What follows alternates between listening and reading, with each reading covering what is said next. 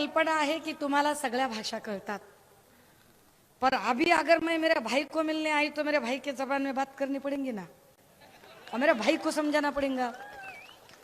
अभी मेरे भाई को समझाने के लिए उसकी जबान में मैं नहीं बात कर सकती, क्योंकि उसकी जबान कितनी गंदी है ये 15 दिन पहले लोगों ने देखा है कि वो कितनी गंदी सोच वाला इंसान है और कितनी गंदी बात करता है। अभी उतनी तो गंदी बात नहीं कर सकती मैं, लेकिन उसको समझा जरूर सकती हूं। अभी मेरे समझ में नहीं आ रहा। देखो, मैंने पहली बार जब मुंबई में बात की थी, हमारे घोसालकर काका उधर भी थे, और मैंने कहा था कि हमारे 70 भाई का क्या करे जी तुम। अब जब लोग बोल रहे कि हम हिंदुत्व के लिए जा रहे, हिंदुत्व के लिए जा रहे, तो हमारे 70 भाई को किसके लिए लेके जा रहे? तो बोले हाँ, बोले हिंदुत्व के लिए 70 भाई को लेके जा रहे। इधर हमारे पुलिस लोग सरे, हमारे भाई लोग इधर भी है।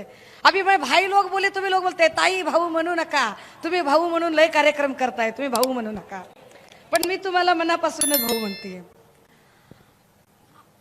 अगर हमारे अब्दुल भाई को तुम हिंदुत्व के लिए लेके जा रहे हो, तो जब सारे लोग गुवाहाटी में थे और कामाख्या मंदिर के दर्शन के लिए गए थे, तो अब्दुल भाई किधर थे? वो तो नहीं थे, वो नहीं थे उधर। हाँ, अभी खोके की बात मैं काय को करूं? हाँ, तो हमारे उधर एक गाना होता है, हाँ, 100 रुपये का हिसाब मांगे तो महीने क्या घर में खाई, पानी के 20 दी, लाइट के 30 दी, 25 का राशन लाई, दी 25 दूध वाले को, ऐसा खत में लिखो। तो मैं 50 खोके का जो हिसाब है वो बिल्कुल ही नहीं मांगूंगी।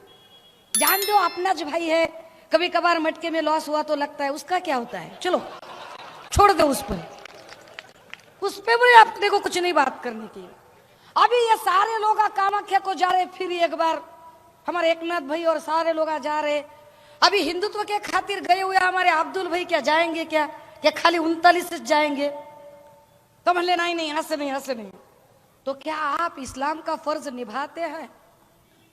कळतो तुम्हाला इस्लाम काय असतो ते? कारण इस्लाम ने जे सांगितलेलं होतं, सल्लल्लाहु अलैहि वसल्लम कहते हैं कि उन्होंने जिस बात की तस्दीक की है, जिस बात को साबित किया है, उस पर एतबार करना ईमान होता है और उसका इनकार करना कुफ्र होता है। अब्दुल भाई, मैं आपको आपके ईमान को जगाने की कोशिश कर रही हूं कि आप सच में ईमान को निभाने वाले हैं या आप कुफ्र के भागी हैं। क्योंकि जो अब्दुल भाई ने जो बात कही थी, मैं जरा कुरान शरीफ का रेफरेंस देते हुए कुछ बताना चाहूंगी कि कुरान शरीफ में कहा था, बिस्मिल्लाहिर्रहमानिर्रहीम अलहम्दुलिल्लाहि रब्बिल रहमानिर रहीम लीला लीला लिल्लाह मुहम्मदिया रसूलुल्लाह। यह आयत जिस इस्लाम ने कही थी, उस इस्लाम ने कहा था कि इस्लाम के 5 फर्ज होते हैं, 5 फर्ज होते हैं। और क्या फर्ज होते हैं? तो पहला फर्ज कहा गया कि सच्चा मुसलमान वो होता है जो दिन में 5 बार की नमाज अदा करता है। दूसरा फर्ज ये होता है कि जो रमजान के पाक महीने में रोजे रखता है। तीसरा फर्ज ये होता है कि जो अपनी कमाई का कम से कम 20% ज़कात में देता है। चौथा फर्ज ये होता है कि जो जिंदगी में एक बार तो हज को जाने का हौसला रखता है। और 5वां फर्ज ये होता है कि जो इस बात में इल्म रखता है कि कभी ना कभी तो कयामत आनी है, कभी ना कभी तो वह वक्त आने वाला है, वह कयामत आने वाली है कि उस दिन अल्लाह ताला को आपके किए हुए कामों का आपको जवाब देना है।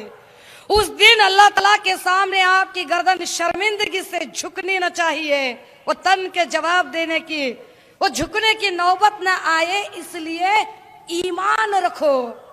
अब्दुल भाई, मैं आपके बहन हूं, और अगर आपका रास्ता भटक रहा है तो आपको सीधे रास्ते पर लाने की जिम्मेदारी बहन के तौर पर मेरी है।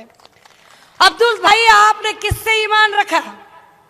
किससे ईमान रखा अब्दुल भाई आपने? अब्दुल भाई, वो मैं उधर से जा रही थी तो एक फोटो स्टूडियो दिखा मेरे को। फोटो स्टूडियो में बहुत सारी, एक ही शख्स की बहुत सारी तस्वीरें थी और अलग अलग ड्रेसिंग में थी। तो मैंने कहा, अरे भाई, ये राजा बाबू की तरह कौन दिख रहा है इधर? तो लोग बोले नहीं जी ये राजा बाबू नहीं जी, ये आपने अब्दुल भाई छे। तो मैंने कहा वो कैसे? अरे बोले वो जब कांग्रेस में थे तो पंजे का स्कार्फ डाल के फोटो निकाले थे, वो उधर राष्ट्रवादी की तरफ गए तो और अलग स्कार्फ डाले, फिर बीजेपी की तरफ भी जाने वाले थे और कमल का भी स्कार्फ डाल के फोटो निकाले, पे थोड़ी बात जरा वहां बनी नहीं, फिर इधर आए, फिर एक बार फिर धनुष बाण डाल के फिर एक स्कार्फ का फोटो निकाले। अभी बोले उनका चुनावी चिन्ह कुछ अलग है, हम आते आते उधर से देख रहे थे। नाही मी नाही बोलणार, मी नाही बोलणार, माझ्यावर फार चांगले संस्कार आहेत आणि मला जेवढा सगळ्या धर्मांचा अभ्यास कळतो त्यानुसार मला माणसांचा सतसत विवेक जागवणे महत्त्वाचे वाटते। ज्या ज्या माणसांनी ज्या ज्या पद्धतीने वागले की तुम्ही कपडे बदलल्यासारखे पक्ष बदलत राहिलात, कारण तुमचं ईमान एकाही पक्षाशी नव्हतं। अब्दुल भाई कयामतच्या दिवशी तुम्ही काय जवाब द्याल त्या अल्लाह तालाला की तुमचा ईमानच कुठेच शिल्लक नव्हतं, तुम्हाला काय ईमानच्या गोष्टी करता येतील? बरं अब्दुल भाईचं ईमानचं सोडा, अब्दुल भाई प्रॅक्टिकली पण करेक्ट नाहीत, प्रॅक्टिकली पण म्हणजे मी अशी तिकडनं एमटीडीसीच्या रिसॉर्ट्स कडनं येत होते तर मला तिकडनं पण एक दिसलं बाबा एवढं मोठं महालासारखं संपर्क कार्यालय, इकडे पण दिसलं, म्हणजे इकडे मी बघितलं तर त्याच्यावरती वर बाण लावलेला होता आणि खाली ढाल तलवार होती। केवढा केमिकल लोचा झालाय अब्दुल भाईचा, म्हणजे एवढे सगळे स्कार्फ घालू घालू त्यांच्या लक्षातच येईना की आपण नेमके कोणत्या पक्षाचे किंवा या पक्षाचं आताचं चिन्ह काय आहे, त्यांचा सगळा गोंधळ उडालाय। पत्रकारांनी जाऊन बघावं मी खोटं बोलत असेल तर। इथं आमचा डिपार्टमेंटचा एक कॅमेरा एक ना एक शब्द नोट करण्यासाठी आहे।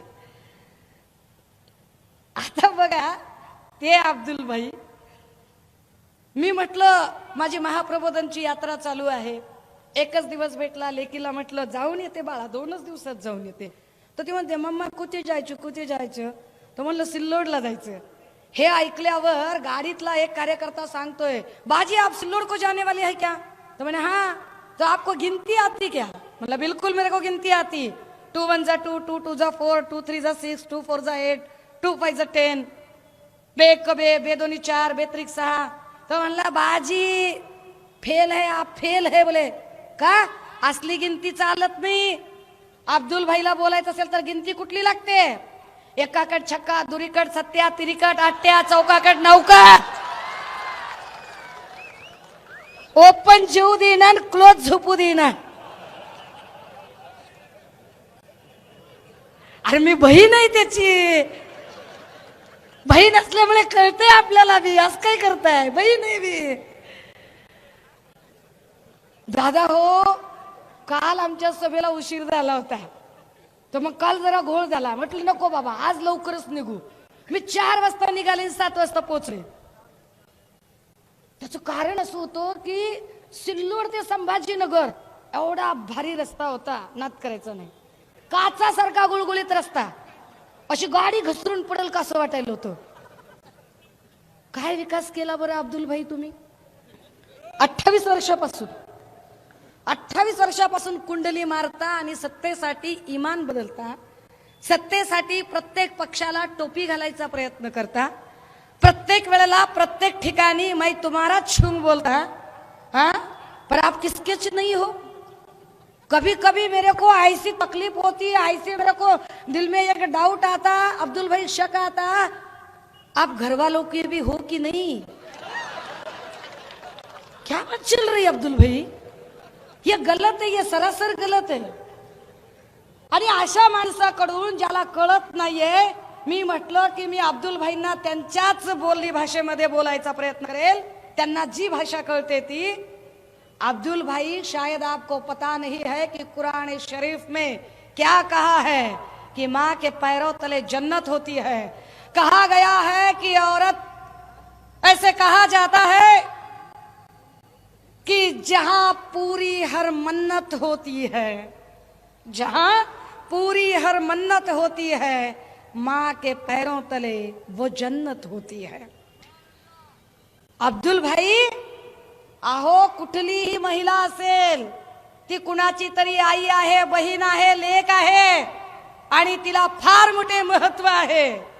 अब्दुल भाई, तुम्ही ज्या पद्धतीने सुप्रियाताईंबद्दल अत्यंत गलिच्छ वक्तव्य केलं ना, त्यामुळे सुप्रियाताईंना फरक पडत नाही. अब्दुल भाई, लोक तुमची लायकी ठरवतात, तुमची वैचारिक पातळी ठरवतात की तुम्ही काय आहात.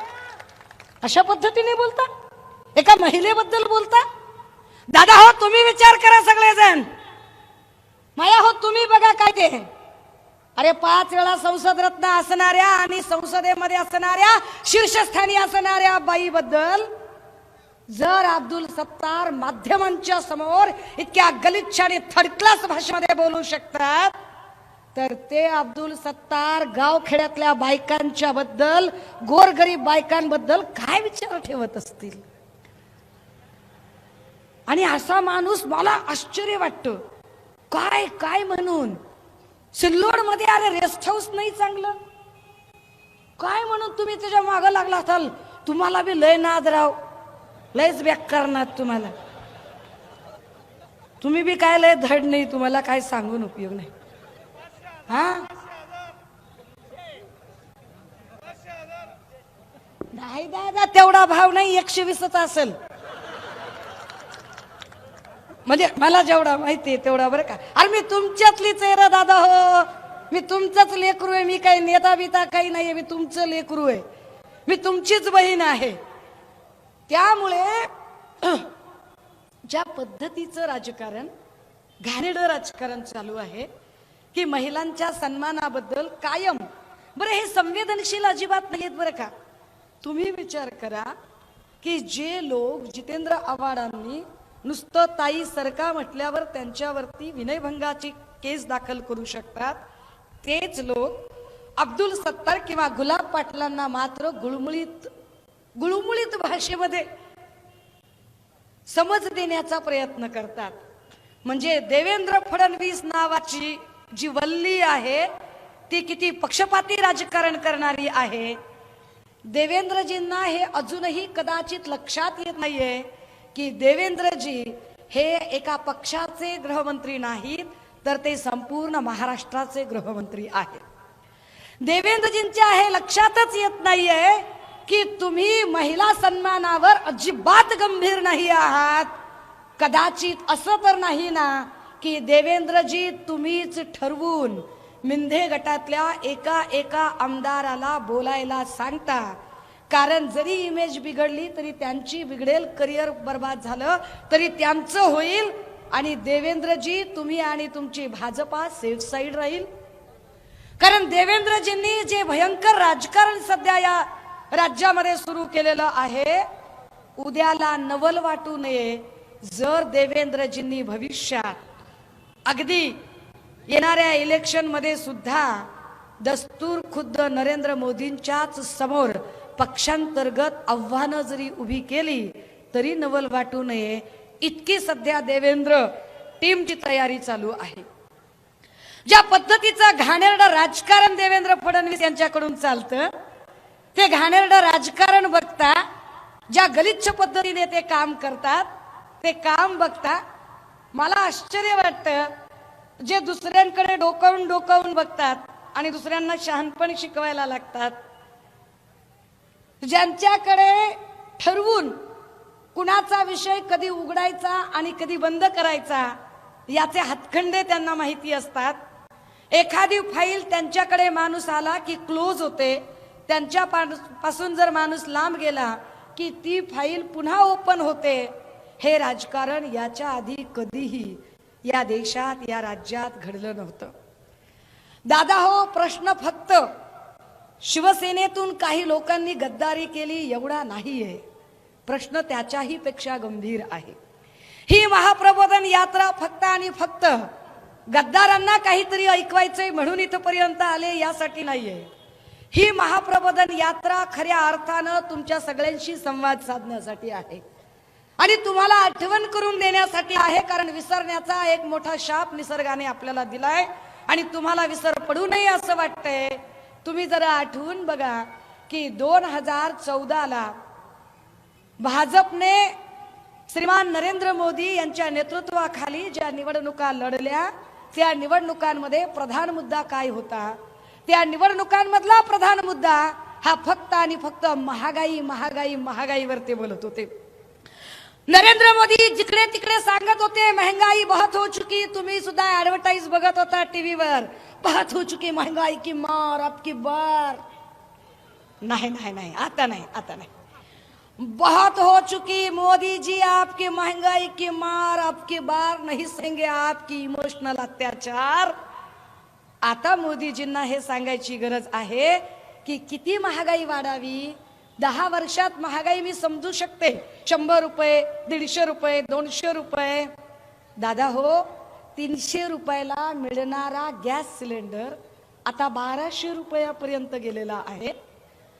कधी काळी 100-150 मध्ये जो टीव्हीचा रिचार्ज व्हायचा त्याला आता 450-500 रुपये द्यावे लागतात. ज्या जिओचं भलं करण्यासाठी मोदीजी काम करत आहेत. कारण तुम्हाला माहिती असेल की खूप आधी आपल्याकडे फोन होता तेव्हा BSNL ची रेंज यायची. आता BSNL ची रेंज नाहीये. मध्ये मध्ये झालं असं की लोक आपापसात बोलायला लागले, अरे BSNL बंद आहे, BSNL बंद आहे, BSNL ची रेंज येत नाही, BSNL ची रेंज लागत नाही. मग काय करा, ए दुसरं कार्ड घे रे, दुसरं कार्ड घे. कुठलं कार्ड? जिओचं कार्ड घे. ठरवून सरकारी कंपन्या बंद पाडायचं पाप आणि ठरवून खाजगीकरणाकडे देण्याचं पाप मोदीजींच्या काळात झालं. मोदी सारखे म्हणायला लागले, काही बोललं की बघा हा साम्य किती आहे. मोदीजी मध्ये आणि एकनाथ भाऊ मध्ये साम्य किती आहे बघा. मोदीजींना काहीही विचारलं की त्यांनी एकच सुरू केलं, 70 साल में जो हुआ था, 70 साल में ऐसे हुआ. काही विचारलं की 70 सालची टेप वाजवायला लागले. पण मोदीजींना कळलंच नाही की मोदीजी उसी 70 साल में जो बहुत बड़े बड़े एयरपोर्ट बनाए गए उसी एयरपोर्ट पर आप उतर रहे हो और वहीं से आप हवाई जहाज में बैठ रहे हो. 70 साल में वही स्कूल बनाए गए जिन स्कूलों में अब आपके इलेक्शन के वोटिंग के बूथ लगते हैं. ये सारे स्कूल उन्हीं 70 सालों में बनाए गए थे. मोदी जी जेव्हा जेव्हा 70 साल म्हणत राहिले, तुम्ही लक्षात घ्या की दोघांमध्ये काय फरक आहे. ते 70 साल म्हणतात आणि आत्ता एकनाथ भाऊ कुठलाही प्रोजेक्ट जेव्हा महाराष्ट्राच्या बाहेर जातो आणि आपण त्यांना काही बोलतो तेव्हा ते म्हणतात आधीच झालं होतं, आधीच केलं होतं. म्हणजे लोकांना वेड्यात करायचा कार्यक्रम काय आहे. मोदीजी जाहिरातीमध्ये प्रसिद्ध. मोदीजींच्या जाहिराती म्हणजे बघायचं काम नाही. मोदीजींचं ड्रेसिंग, मोदीजींचा सूट, मोदीजींचा बूट, मोदीजींची हवा, मोदीजींच्या ऍडव्हर्टाईज, मोदीजींची स्टाईल. कधी कधी जवळ समोर एखादा कॅमेरामन किंवा एखादा कार्यकर्ता आला तर फोटोसाठी लगेच त्याला बाजूला सरकवणं, हे सगळं मीडियाने बघितलंय. सेम स्टाईल आमच्या एकनाथ भाऊची की एकनाथ भाऊ गाडीत बसलेत, फोनवर बोलतायत आणि मागून माणूस रेकॉर्ड करतोय. मागच्या कॅमेरामनला चेहरा दिसावा म्हणून एकनाथ भाऊ असा चेहरा करून बोलतो. काय धंदा आहे. किती किती बघा मोदीजींना किती कॉपी केलं एकनाथ भाऊंनी, किती आहारी गेलेत हे लोक. Modiji number 1, Modiji number 1. छान थापा देऊ शकतात. हे पण आम्हाला थापा देतात, आमच्याकडचा थापा घेऊन जातात, थापाचा कार्यक्रम करतात, तो भाग वेगळा. मोदीजी ज्या पद्धतीने मांडणी करू पाहतात, लोकप्रिय बोलण्यामध्ये मोदीजींचा हात धरत नाही कुणी. आमच्या एकनाथ भाऊंनी पण आता लोकप्रिय घोषणा द्यायचं चालू केलं. 4 आने की मुर्गी और 12 आने का मसाला कैसे करते हैं वो जितना मोदी जी को पता है उतना हमारे एकनाथ भाई को भी पता है. वो भी बहुत अच्छे से 4 आने की मुर्गी और 12 आने का मसाला करते हैं. कैसे आप देखो, एक लस मिळाली आपल्याला कोरोनाची, एक लस, आणि मोदीजींचा फोटो लस दिल्याबरोबर त्या सर्टिफिकेटवर छापला गेला. हे राजकारण याआधी झालं नव्हतं या देशामध्ये. या देशात 14 लशी फुकट मिळाल्या. कोणत्याही सरकारच्या पंतप्रधानांनी त्या 14 लशीच्या मोबदल्यात सर्टिफिकेटवर फोटो छापले नव्हते. है की नाही. गोवर होती, ट्रिपल होती, BCG होती, धनुर्वाताची होती, पोलिओची होती, सगळ्या प्रकारच्या लसी आपल्याला मिळाल्या. परंतु एकाही लशीसाठी त्या काळातल्या सरकारने जाहिरातबाजी केली नाही आणि सर्टिफिकेटवर फोटो छापले नाही. मोदीजींच्या काळात एकच लस मिळाली, लगेच फोटो छापून मोकळे. लय नाथ फोटोचा, अप्पटनाथ. तीच का तिकडे एकनाथ भाऊची आहे, 4 आने की मुर्गी और 12 आने का मसाला. किट दिलं किती? 100 रुपयाचं. मला असं कळलं की इकडं हमारे अब्दुल भाई ने 100 रुपये 100 रुपये सबके एक साथ ही भर दिए. बोले बहुत सारे लोगों के. अच्छा है, नेक काम है. हमारा भाई है तो अल्लाह उन्हें नेकी अता फरमाए. चांगली गोष्ट आहे, आपण वाईट बोलायचं नाही. पर अब्दुल भाई सच्ची सच्ची बताओ, अपने दिल पे हाथ रख के बताओ कि उस किट में जो पाम तेल दिए थे, क्या उस पाम तेल से बने गुलगुले आप खाओगे कभी? अत्यंत निकृष्ट दर्जाचं पाम तेल ज्या किट मध्ये दिलं गेलं आणि इथल्या महाराष्ट्राच्या जनतेच्या आरोग्याशी खेळण्याचा प्रयत्न झाला. मोदीजींसारखे जाहिरातबाज हे लोक की एक किट दिला आणि त्या किटच्या मोबदल्यामध्ये किटपेक्षा जास्त किंमत ही त्या किटचं प्रिंटिंग, फोटो आणि पॅकेजिंग याच्यावरती आणि त्याच्या जाहिरातबाजीवरती खर्च झाले. काय घाणेरडं राजकारण आहे, काय गलिच्छपणा आहे. अब्दुल भाई, जर तुम्हाला खरंच असं वाटतंय कि नाही मी लोकांचे प्रश्न सोडवतो और मैं हिंदुत्व के खातिर जा रहा हूं, अब्दुल भाई खैर छोड़िए.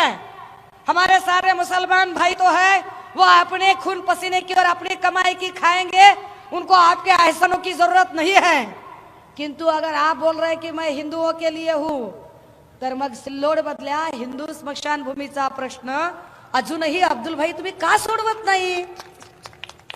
का बरं हिंदूंच्या स्मशानभूमीला अजूनही जागा मिळत नाही? ते का बरं अनाधिकृत जागा ती सांगितली जाते? अब्दुल भाई, तुम्ही किती डुप्लिकेट वागावं, किती खोटं बोलावं, त्याला काही मर्यादा? इकडे छत्रपती शिवाजी महाराजांचा केवढा सुंदर देखणा पुतळा, आणि पुतळा दिसतच नाही.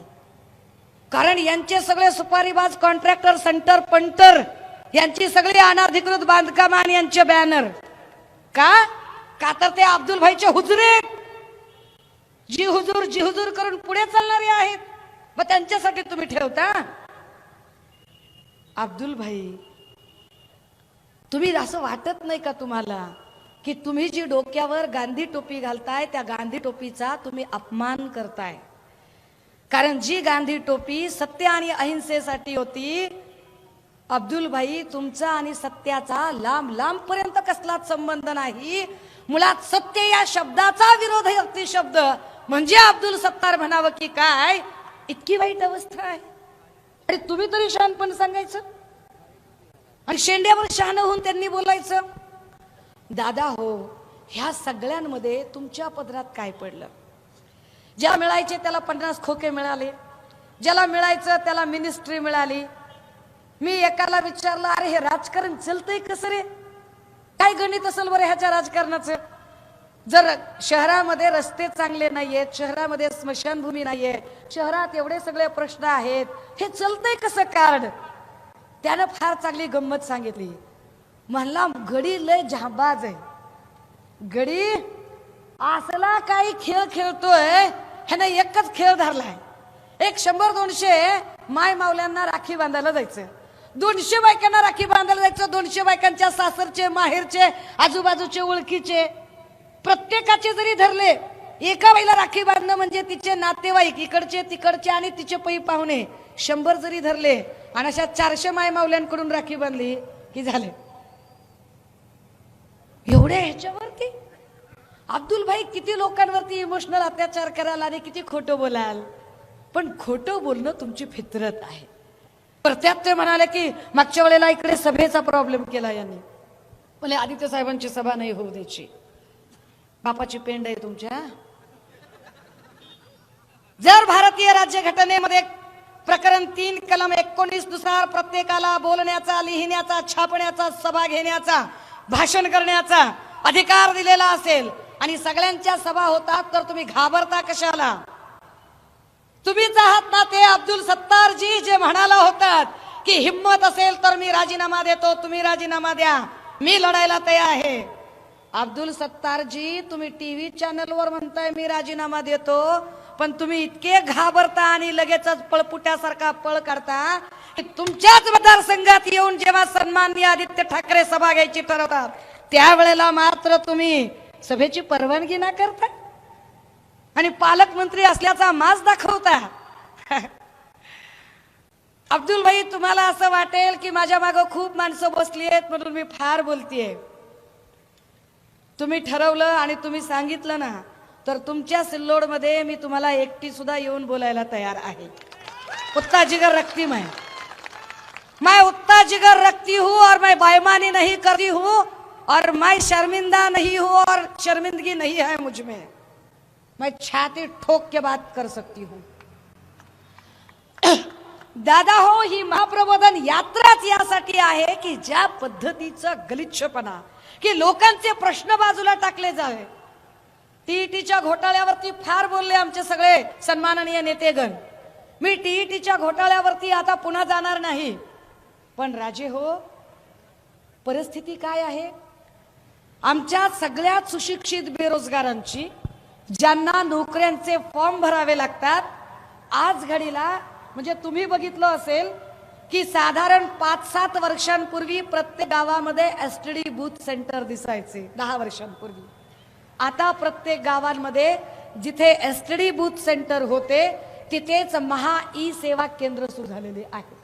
आणि हे महा ई सेवा केंद्रांमधून काय होतंय तर महा ई सेवा केंद्रांमधून नोकऱ्यांचे अर्ज भरून घेतले जातात.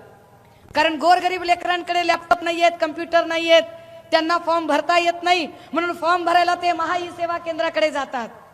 किती फॉर्म भरले जातात, कसे फॉर्म भरले जातात तर फॉर्म भरण्यासाठी त्याला चलन भरावं लागतं 300, 400 ते अगदी 700, 1200 पर्यंत. आणि फॉर्म भरण्याचे पैसे म्हणून महा ई सेवा केंद्राकडे पैसे द्यावे लागतात 100 ते 200 रुपये. राजे हो, स्टेट बँक ऑफ इंडियाचं जे निव्वळ नफा उत्पन्न निघालं ना, त्या स्टेट बँक ऑफ इंडियाने निव्वळ नफा उत्पन्नाचे आकडे सांगताना सांगितलं की स्टेट बँक ऑफ इंडियाला जो नफा झाला त्यातल्या नफ्याचा सगळ्यात मोठा सोर्स काय होता तर सुशिक्षित बेरोजगार लेकरांनी जे नोकरीसाठीचे जे अर्ज भरले त्या अर्जाच्या चलांचे पैसे. कशा कशाचे पैसे सरकारने खावे? नोकऱ्यांना आमची लेकरं लागत नाहीयेत. जागा दाखवता 100 जागेसाठी लेकरं फॉर्म भरतात 10,000 जागांच्या साठी एका लेकराला 500 ते 700 रुपयाचं चलन भरायला लागतं. पैसे कुणाच्या खिशात जातात? बरं, एवढे आम्ही भरतो, आम्ही पैसेही भरतो, पुढे काय होतं त्याचं? एक तर पेपर फुटला म्हणतात, नाही तर भरती पुढे ढकलली म्हणतात, नाही तर काहीतरी अडचण आली म्हणतात, पुन्हा फॉर्म भरायला सांगतात, पुन्हा तेच करायचं, पुन्हा तेच करायचं. शेतकरी बापाला वाटतंय की आपलं लेकरू शिकायला लागले, आपल्या लेकराला नोकरी लागणार आहे. ते पोटाला चिमटा काढतंय, घरातलं शेरडू विकतंय, बायकोच्या घरातलं किडूक बिडूक घाण ठेवतंय, पण त्या लेकराला 2-2.5 हजार रुपये देतंय. आणि उपयोग काय? नोकरी नाही लागत त्या लेकराला. सॅच्युरेशन वाढत जातं, बेरोजगारी वाढत जाते. पण शेतकऱ्याचे प्रश्न ह्यांना काय कळणार? हे गबर झाले ना, हे गबर झाले open close open close open close करत. हेच केलं जिंदगीभर, हे गबर झाले. आणि आता जरी हे कृषी मंत्री आणि काही जरी झालं, ह्यांना काय कळावं कृषी मंत्री? अरे ज्याला रुमणं कळत नाही, ज्याला दांडा कळत नाही, ज्याला पाळी कळत नाही, पेरणी कळत नाही, दार धरायचं कळत नाही, ज्याला असं पीक असं हातात घेतल्याबरोबर अरे ह्याच्यावर कोणती फवारणी करायची आणि किती दिवसानं करायची हे ज्याला कळत नाही, असा कृषी मंत्री असतो का रे दादा? हो, ह्याला कळतच नाही की लाल्या कधी पडतंय, ह्याला कळतच नाही की सोयाबीनचं काय होतंय, फवारणी किती दिवसानं करायची असते, ह्याला कळतच नाही. ह्याला काय म्हणते, सोयाबीन गोळा करून ठेवलेला आहे, पाऊस पडला म्हणून काय झालं? अरे दादा, तुला माहिती आहे का, सोयाबीन गोळा करून ठेवला तरी त्याला मळणी यंत्रात टाकावं लागतो रे दादा. आणि ते टाकायच्या आधी जर पाऊस पडला ते जागच्या जागी उगवत आहे. आणि जागच्या जागी उगवल्यावर शेतकऱ्याला काय करावं लागतंय तुला कळायचं नाही. कारण ते ओपन क्लोज करणं इतकं सोपं नाही. येथे पाहिजे जातीचे येरा गबाळ्याचे काम नव्हे. कोरडवाहू शेतकऱ्यामध्ये कोरडवाहू शेतीत राबणारी माझी माय आहे. शेतातलं मला कळतंय. मी गोरिबाचं लेकरू आहे. मी कष्टकऱ्याचं लेकरू आहे. मी कष्टाची भाकरी खाणाऱ्याचं लेकरू आहे. मी कोणाची हरामची कमाई खाल्ली नाही, कोणाला कधी चीट केलं नाही, कोणाला कधी फसवलं नाही. आणि तुमच्यासारखं दलबदलू राजकारण तर चुकूनच केलं नाही. आणि अशा दलबदलू राजकारणामध्ये इथे काय फरक पडला? काय सिल्लोडमध्ये MIDC आली का सिल्लोडमधल्या लोकांना काही काम धंदा लागला? अरे का? मला तुमचा जास्त वैताग येते. कसला का विचार केला गेला नाही या सगळ्या गोष्टींचा? की जी माणसं स्वतःच्या तुंबड्या भरण्यासाठी अगदी फटाफट फटाफट फटाफट प्लॅटफॉर्म बदलत जातात, त्या माणसांनी आपला विचार कधी करावा? कधी त्यांना आपले म्हणणं पटावं? बरं, त्याच्यावरती होतं काय माहितीये का? की बरोबर निवडणुका जिंकताना, निवडणुका पुढे आल्या की धार्मिक दंगली ठरलेल्या, पार्टिशन डिवायडेशन आणि डिवाइड अँड रूल पॉलिसी ठरलेली. अरे आपण हिंदू आहोत का आपण मुसलमान आहोत? हिंदू कितने हैं और मुसलमान कितने हैं? इससे एक ज्यादा बड़ी बात नहीं है क्या कि हम सारे इंसान की औलाद है और इंसानियत के तौर पर रहना चाहिए? असं नाही का वाटत की या देशाची संविधानिक चौकट वाचवायची आहे आणि ती चौकट वाचवण्यासाठी धार्मिक वाद करण्यापेक्षा चला या देशाचे नागरिक म्हणून उभे राहूया. कारण या देशाची सगळी संविधानिक चौकटच जर भारतीय जनता पार्टीकडून तोडफोड केली जात असेल, ती सगळी चौकटच मोडीत काढून आपल्याला वाटेल त्या पद्धतीने कायदे आणि वाटेल त्या पद्धतीने जर इथे गोष्टी चालवल्या जात असतील तर त्याचा विचार करावा लागेल. हे आवर्जून सांगितले पाहिजे की आता सन्माननीय राऊत साहेबांची जेव्हा जामीन मंजूर झाला, ऑनरेबल कोर्टाने आपलं निरीक्षण नोंदवलं आणि ऑनरेबल कोर्टाने निरीक्षण नोंदवताना सांगितलं की याच्यामध्ये राऊत साहेबांचा काही दोषच नाहीये. का तुम्ही ईडीने ही कारवाई केली आणि कशासाठी केली? मुख्य आरोपी सोडून 6 आरोपीलाही नाही तुम्ही, आणि ज्याच्यात काही संबंधच नाही त्या माणसाला तुम्ही का बरं धरून ठेवलाय? ईडी वाटेल त्याला आत घालेल का? ऑनरेबल कोर्ट विचारते. याचा अर्थ असा आहे की 5008 केसेस ईडी कडून दाखल झाले आतापर्यंत. 5008 केसेस पैकी कन्व्हिन्शनला किती गेल्या? तर फक्त 8 केसेस कन्व्हिन्शनला गेल्या. म्हणजे रेट ऑफ कन्व्हिन्शन काय आहे? तो 0.5% कमी आहे. मग ज्या 5000 केसेस दाखल झाल्या त्या कशासाठी, कुणासाठी दाखल केल्या? या 5000 केसेस सुडाचं राजकारण करण्यासाठी होत्या का? आणि जर असं असेल तर मग ईडीचं कार्यालय बंद का करू नये? ईडीची गरज काय आहे मुळात? याच्यावरती प्रश्न विचारले गेले पाहिजेत की काय पद्धतीने तुम्ही स्वायत्त यंत्रणांचा गैरवापर करता आणि स्वायत्त यंत्रणा तुमच्या स्वतःच्या फायद्यासाठी वापरतात. मग इथे ईडी असेल, सीबीआय असेल किंवा इलेक्शन कमिशन असेल, केसेस दाखल करणं तर जसं आम गोष्ट झालेली आहे. काय केसेस दाखल केल्या जातात? अगदी वाटेल त्या पद्धतीने, वाटेल तशा केसेस वाटेल त्या पद्धतीने. म्हणजे आमच्या गटात आलास तर आम्ही तुला सगळ्या केसेस मधून मुक्त करू, आमच्यापासून विभक्त झाला लागलास तर तुला लगेचच आम्ही तुझ्यावर केसेस टाकू, तुला आत टाकू, बोल तुला कोण आहे ते. अशा पद्धतीनं एक एक एक एक केस टाकली जाते. एका एका माणसाचा आवाज जायबंदी करण्याचा प्रयत्न होतो. पण दादा हो, या महाप्रबोधन यात्रेच्या निमित्ताने मी हे सांगितलं पाहिजे आपल्याला की हे सगळं राजकारण चालू असताना गेले 5 महिने तुम्ही टीव्ही लावला की टीव्हीवर बातम्या काय आहेत? गेल्या 5 महिन्यापासून टीव्ही लावला की याने मारला टोला, त्याने दिला खोचक टोमना, याने फोडले डरकाळी, त्याने केला पलटवार. अरे ह्याच्यात तुमचे प्रश्न कुठे? शेतावरच्या बांधावर काय चाललंय त्याचं काय? गाव खेड्यातल्या माय माऊल्यांचं काय? इथल्या वेगवेगळ्या ज्या नोकर भरत्या रखडल्या त्यावर कोण बोलणार? तर यावर त्यांना अजिबात चर्चा करायची इच्छा नाही. मी महाप्रबोधन यात्रेच्या निमित्ताने काही प्रश्न विचारते देवेंद्रजींना. काही लोक म्हणतात ताई तुम्ही देवेंद्रजींनाच का प्रश्न विचारता? तर मी पुन्हा पुन्हा सांगते की पॉवर आणि position, these are 2 different thing. Position वेगळी गोष्ट आहे, पॉवर वेगळी गोष्ट आहे. एकनाथ शिंदे आणि त्यांच्या 40 लोकांना भाजपने फक्त पोझिशन दिली आहे, मंत्री आणि इतर पदांची. पॉवर दिलेली नाहीये. पॉवर जी आहे ती सगळी देवेंद्रजींच्या हातात आहे आणि पब्लिक अँगर जो थेट अंगावर येऊ शकेल ती खाती सगळी शिंदे गटाकडे आहेत. त्यामुळे शिंदे गटाचा गेम तसाही भाजपा करणार आहे. ही महाप्रबोधन यात्रा हे सांगण्यासाठी आहे की भाजप सोबत जो जो गेला त्याला त्याला भाजपने संपवलं. भाजपने तिकडे नितीश कुमारांना संपवलं असेल तर इकडे भाजपने शिवसेनेसोबत खेळ केला. तोच खेळ भाजप आता शिंदे गटासोबत करू पाहते. तुम्ही बघितलं असेल, शेतकरी चिडला तर कोणाचे कपडे फाडेल, तो अब्दुल सत्तारचे कपडे फाडेल.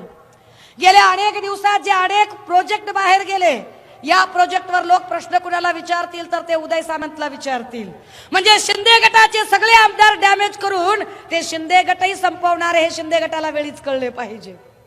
पण त्याही पेक्षा भयंकर हे आहे की ज्या अर्थी भाजप एक एक पक्ष संपवत आहे त्या अर्थी भाजप या देशातली लोकशाहीच संपवत आहे.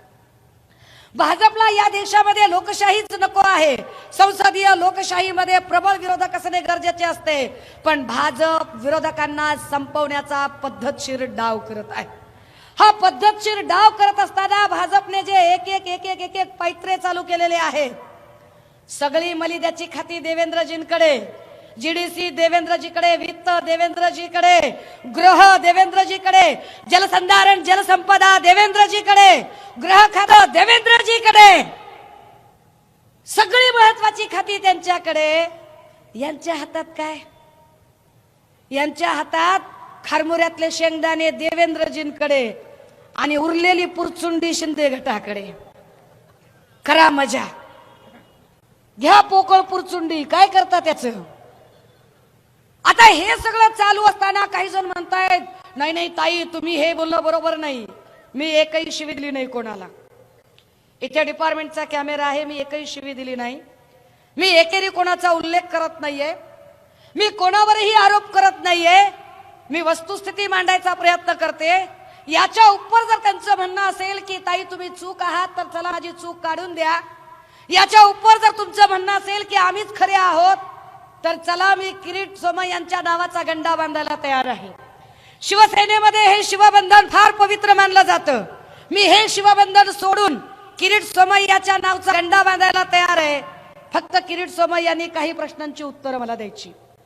प्रश्न क्रमांक 1, 2014ला ज्या महागाईबद्दल बोलून बोलून तुम्ही सत्ता घेतली होती त्या महागाईचा दर कमी का झाला नाही?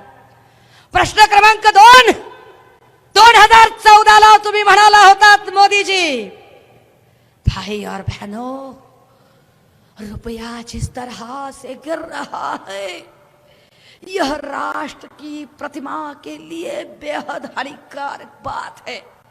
मित्रों, मैं आपको बताना चाहता हूं कि जिस देश का रुपया गिरता है उस देश की प्रतिष्ठा भी गिरती है. मोदीजी, तुम्ही जेव्हा हे बोलत होतात ना 2014ला, तेव्हा $1 बरोबर 62 रुपया होता. आता $1 बरोबर 83 रुपये आहेत. किरीट सोमय्याजी, का तुम्ही ते रुपयाची प्रतिष्ठा वाढवू शकला नाहीत? याचं उत्तर किरीट सोमय्याने द्यायचं. कारण सोमय्या तुम्ही बिनपगारीन फुल अधिकारी भाजपमध्ये आहात. मला वाईट वाटतं किरीट सोमय्याबद्दल की अरे सोमय्या एवढी मेहनत घेतात पण भाजपा सोमय्याकडे बघतच नाही. कशी बघेल भाजपा? कारण भाजपाला आमच्याकडून गेलेले लेकरच सांभाळणं होत नाहीये, त्यानंच नाकीनं आलंय. आमच्याकडून गेलेले उदय सामंत, आमच्याकडून गेलेले राधाकृष्ण विखे पाटील, इकडूनच गेलेले दीपक केसरकर, ह्यांनाच मांडीवर घेऊ घेऊ बेरदार. भाजप दुसऱ्याचीच लेकरं मांडीवर घेऊ घेऊ त्यालाच काजळ पावडर करायली, ह्यांची लेकरं उघडी पागडी रस्त्यानं फिरायली ना. किरीट सोमय्या एवढा इमानदार माणूस, एवढे काम करायला, पण किरीट सोमय्याला मंत्रीपदच नाही. वाईट वाटतं आपल्याला. किरीट भाऊला काहीतरी दिलं पाहिजे. निषेध निषेध आहे, निषेध आहे. किरीट सोमय्याला तुम्ही देत नाही काही. किरीट सोमय्याजी, मला सांगा की त्या रुपयाचं काय झालं?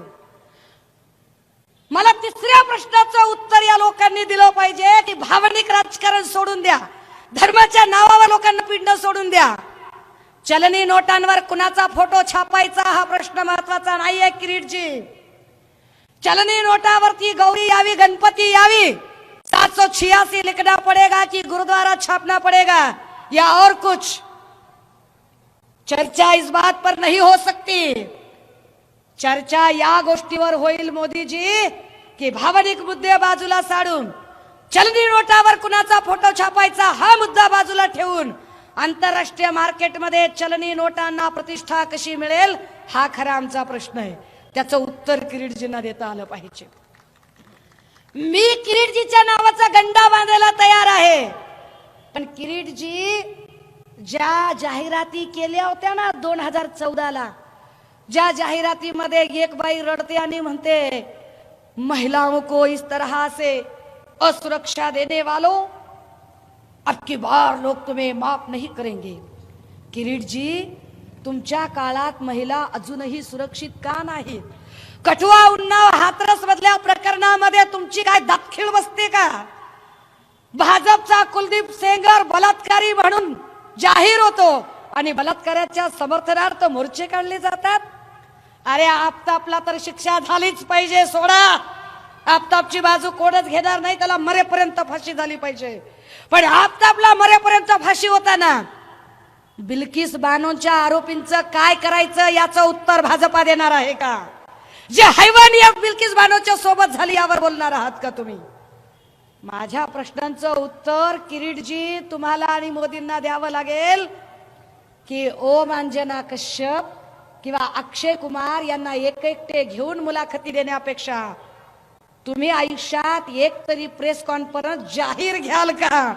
आणि रवीश कुमारला एक मुलाखत देताय का? बोला.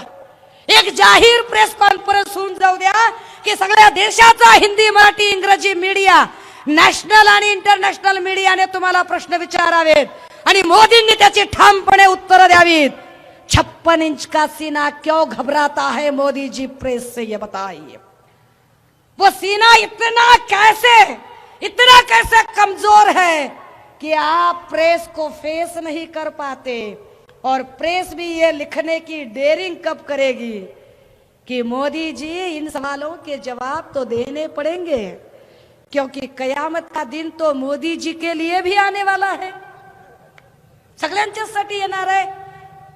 दादा हो, या प्रश्नांची उत्तरं कधी मिळतील की जी लोक धर्मांमध्ये, जातींमध्ये विष पसरवण्याचा प्रयत्न करतात त्या लोकांनी आमचं माणूस म्हणून जगणंच हिरावलं आहे. यावर बोलावंच लागेल. आणि मग माझ्या लक्षात येतं की गेली 5 महिने मी या प्रश्नांना सातत्याने उच्चार करते. गेल्या 5 महिन्यापासून मी हे सगळं प्रश्न विचारते, पण या प्रश्नाचं उत्तर कुणीही देत नाही. त्यापेक्षा हे सगळे लोक त्या मुद्द्यांना भटकवण्याचा प्रयत्न करतात. आशिष शेलार असतील, चंद्रशेखर बावनकुळे असतील, विनोद तावडे असतील किंवा पंकजा मुंडे असतील, ही सगळी ओबीसी नावं भाजपाने ठरवून साईडलाईन केलेली आहे. आणि ठरवून साईडलाईन करून एक नवी टीम तयार केली जाते. जी नवीन टीम मोहित कंबोज, रवी राणा, किरीट सोमय्या या लोकांनी भरलेली आहे. आमचा आक्षेप इथे आहे की मोहित कंबोज, रवी राणा, किरीट सोमय्या ही सगळी अमराठी नावं या महाराष्ट्राची अस्मिता घालवण्यासाठी आणि या महाराष्ट्राची छबी विकृत करण्यासाठी जाणीवपूर्वक प्रमोट केली जातात, प्रोजेक्ट केली जातात. आणि हे पाप भाजपकडनं होतं. किरीटजी याच्यावर बोलतील का?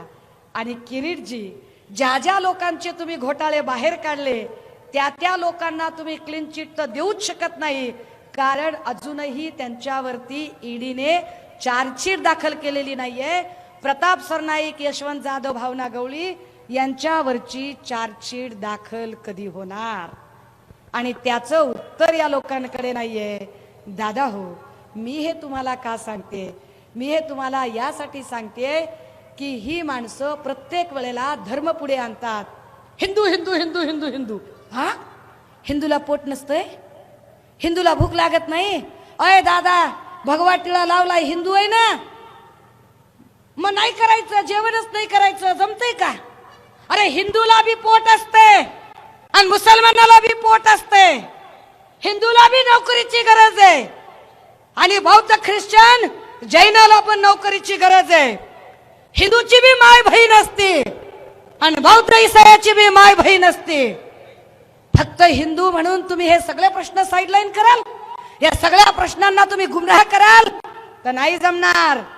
राजे हो, जरा जरा जरा डोकी शांत ठेवा रे, आणि हे धर्माचं विष तुमच्यामध्ये भिनणार नाही याचं भान ठेवा.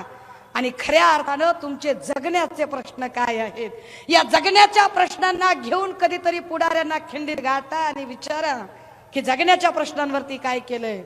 ही महाप्रबोधन यात्रा लोकांच्यासाठी आहे. ही महाप्रबोधन यात्रा फक्त ते लोकाभिमुख प्रश्न निर्माण करण्यासाठी आहे, ज्या प्रश्नांची उत्तरं सातत्याने सरकारकडून टाळली जातात. त्या प्रश्नांची उत्तरं यावीत म्हणून यासाठी आहे. मी माझ्या परीनं चिकार मांडणी केली आहे. ही मांडणी करताना मला कल्पना आहे, काही लोक सांगतात की ताई एवढं बोलू नका, काही लोक सांगतात की जीवाला जपा. त्याची काय भीती वाटत नाही, कारण तुम्ही काय करू शकता आणि किती पातळीला जाऊ शकता हे गेल्या 5 महिन्यात मी बघितलंय. पण त्या सगळ्या पातळींचा अंत आता जवळ येतोय. दादा हो, मी हे सगळं बोलताना इथं किती लोक ऐकताहेत, याही पेक्षा याच्यामध्ये असे किती खबरे आहेत की जे इथून मोबाईल ऑन करून माझ्या अब्दुल भाईसाठी विशेषतः ऐकवण्याची व्यवस्था करतायत. त्या खबऱ्यांच्यासाठी मला जास्त ठासून सांगितलं पाहिजे कि खबऱ्या हो, सारे खबरे अच्छे से रिकॉर्ड कर लो, चेहरा भूल न जाए कहीं, अच्छे से रिकॉर्ड करके रख लो कि मैं वही हूं, मैं कल भी वही थी, मैं आगे भी वही हूं, और सवाल पूछ पूछ के मैं फिर एक बार आऊंगी, फिर एक बार, जब तक जवाब नहीं मिलते तब तक सवाल पूछती रहूंगी. दादा हो, मला कुणाच्याही भावना दुखवायच्या नाहीत, मला कुणाबद्दलही वाईट बोलायचं नाही. पण ही सगळी मांडणी करताना जरी मी तुमच्यासाठी फार जीव तोडून बोलतेय, फार अगदी काळजात न बोलतेय, तरी सुद्धा मला कल्पना आहे की नेते आणि कार्यकर्त्यांना फार दुखलं असेल, खबऱ्यांना तर फारच दुखलं असेल. शेवटी एका 90चा आणि एका बिर्याणीचा प्रश्न आहे, त्यामुळे दुखणं फार स्वाभाविक आहे. पण तरी सुद्धा मी हे स्पष्ट केलं पाहिजे की कुणाच्याही भावना दुखावण्याचा माझा अजिबात हेतू नव्हता. तरी सुद्धा जर माझ्या बोलण्यामुळे कुणालाही वाईट वाटलं असेल, कुणालाही राग आला असेल, कुणाचाही उपमर्द झाला असेल, चुकून माकून कुणाच्याही भावना दुखावल्या गेल्या असतील, तर अशा सगळ्या आमच्या अब्दुल भाई सकट सगळ्या चुकार भावांची, त्यांच्या कार्यकर्त्यांची, त्यांच्या खबऱ्यांची यापैकी मी यक्काचीही माफी मागणार नाही. मी माझ्या शब्दावर ठाम आहे, थांबते. अशाच प्रकारच्या नवनवीन बातम्या पाहण्यासाठी आमच्या चॅनलला सबस्क्राईब करा व बेल आयकॉनवर क्लिक करा.